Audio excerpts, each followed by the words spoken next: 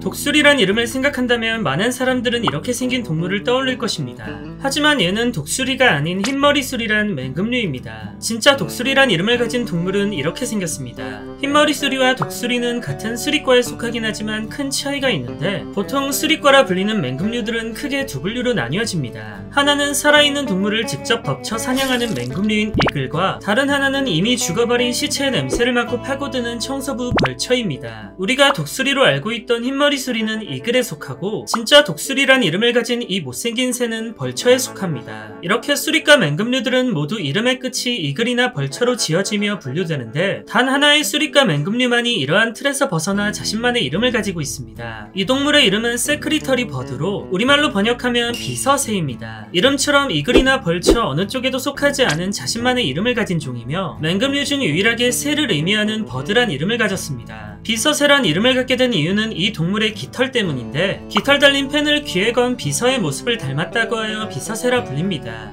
긴 속눈썹이 도드라지는 아름다운 외모와 마치 학과 같은 길다란 다리를 가진 이 동물은 사실 비서새란 이름 외에 또 다른 이름이 하나 있습니다. 그 이름은 듣기만 해도 어마무시한 뱀잡이수리입니다. 얘는 엄연히 새다 보니 날아다닐 수 있지만 평소엔 굳이 날지 않고 걷거나 뛰어다닙니다. 빌 받으면 날지 않고 하루에 30km 거리를 뛰어서 이동한다고 하는데, 얘는 대체 왜 이 큰 날개를 쓰지도 않고 낭비할까요? 그럴 만한 이유가 있는 게 이름처럼 이 녀석의 주식은 육지에 기어다니는 뱀이기 때문입니다.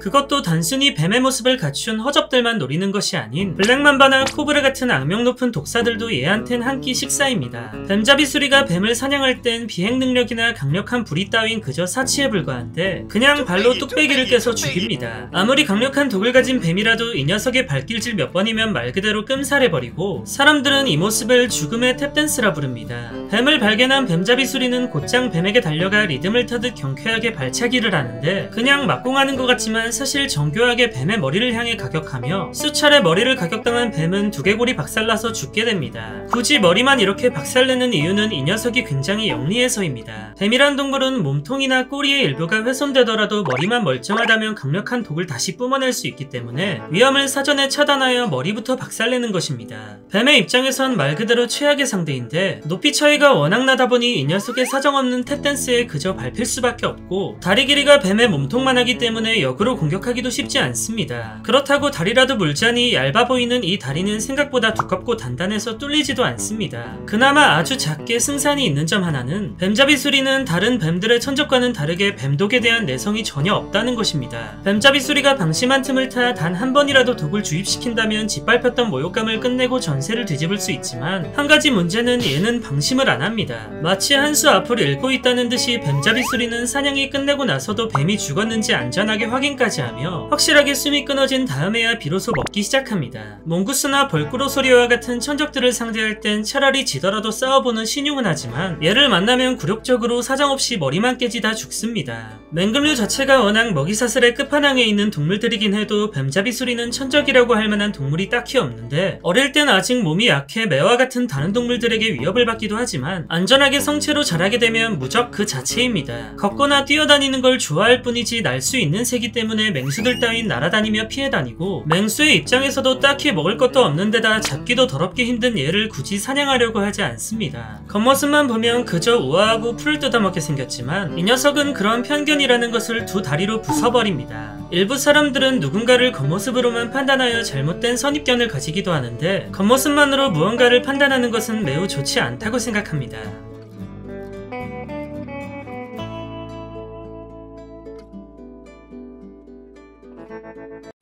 안녕히 계세요, 여러분!